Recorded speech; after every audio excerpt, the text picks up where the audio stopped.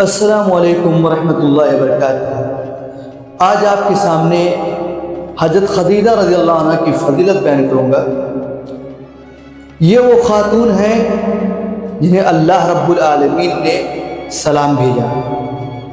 مائی خدیجہ رضی اللہ عنہ اکثر رات کی تاریکیوں میں خانہ کعبہ کی طواف کے لیے جایا کرتی تھی۔ ایک دفعہ آپ رات کو سوئیں، خواب میں انہوں نے دیکھا کہ 14ویں چاند کا رات ہے اور چاند خوشنما دکھ رہا ہے۔ چاند ایسا معلوم ہو رہا ہے کہ ہمارے قریب ہو رہا ہے اور دیکھتے ہی دیکھتے وہ ہمارے سینے میں اتر گیا۔ میں یہ خواب دیکھی تو دن بھر بے چین نہیں، اور اس خواب کو میں اپنے چچا جات بھائی ورقہ بن نوفل سے بتائی تو انہوں نے کہا، مبارک ہو میری چچا جات بہن، یہ اللہ کے نبی جو آخری نبی آنے والے ہیں، جو ہم نے نشانیاں دیکھی ہیں اپنے انجیل کے اندر، وہ اس خواب کی تعبیر ہے کہ آپ کے گھر میں وہ مبارک چاند رونما ہوگا اور اپنی روشنی سے پوری دنیا کو منور کر دے گا۔ عرب کا یہ دستور تھا کہ ماہ رجب کے اندر خانہ کعبہ کے صحن میں ایک پروگرام کا انعقاد ہوتا جس میں عرب کی ساری عورتیں جمع ہوتی اور یہود کے ایک بڑے عالم کو بلایا جاتا۔ وہ تقریر کر رہے تھے اور انہوں نے دیکھا کہ ایک نوجوان جا رہا ہے اور وہ ہمارے نبی جناب محمد رسول اللہ صلی اللہ علیہ وسلم تھے۔ انہوں نے کہا، اے قریش کی عورتوں، دیکھو اس نوجوان سے شادی کر لو، کیونکہ اس کے اندر بہت ساری بھلائیاں چھپی ہوئی ہیں اور یہ مستقبل میں اس قوم کا رہبر، لیڈر اور رہنما بننے والا ہے، یعنی اللہ رب العالمین ان کو نبی بنائے گا۔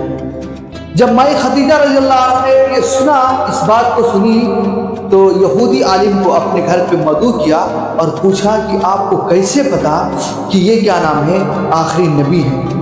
تو انہوں نے کہا کہ ہم نے اپنے کتاب تورات کے اندر پڑھا ہوا ہے کہ ایک ایسا آدمی ہوگا کہ اس کے ماں باپ جو ہے اس کے بچپنے میں انتقال کر جائیں گے۔ اللہ کے نبی صلی اللہ علیہ وسلم پیٹ ہی میں تھے کہ آپ کے والد کا انتقال ہوا، اور جب آپ 4 برس کے ہوئے تو آپ کی والدہ کا انتقال ہو گیا۔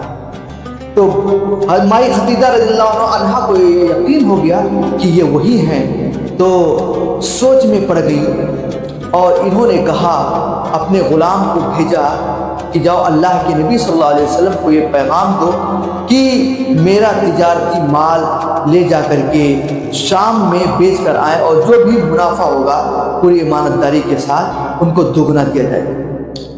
اللہ کے نبی صلی اللہ علیہ وسلم نے اس تجارت کے معاہدے کو خوشی خوشی قبول کر لیا اور ان کا غلام میسرہ بھی ان کے ساتھ گیا۔